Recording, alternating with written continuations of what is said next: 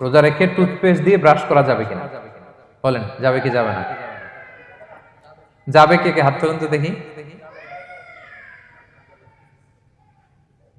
হ্যাঁ, মাত্র একজন, দুইজন, তিনজন, চারজন, পাঁচজন, ছজন, দল ভারী হচ্ছে আস্তে আস্তে।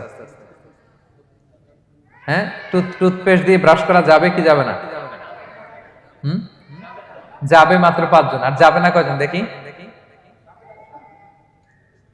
যাবে না, অনেকে যাবে না, অনেকে হাত তুলে নাই, ভাবছে কোন জায়গায় হাত তুলে কোন বিপদে পড়ি। চুপচাপ দেখি যে কোনটা জিতে।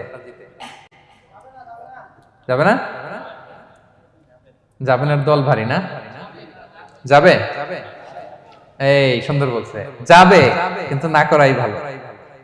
হ্যাঁ হ্যাঁ, যাবে। টুথপেস্ট দিয়ে ব্রাশ করলে রোজা ভাঙে না, তবে যদি খুব স্ট্রং টুথপেস্ট হয় এগুলো ব্যবহার না করা ভালো। দিনের বেলায় মেসওয়াক করা ভালো। হ্যাঁ, মেসওয়াক করলে ওইটা সবচেয়ে সেফ। তবে যদি আপনি টুথপেস্ট দিয়ে ব্রাশ করেন আপনার রোজা ভাঙবে না ইনশাআল্লাহ। কেউ কেউ মাকরু বলেছেন, কিন্তু আপনার রোজা ভাঙবে না।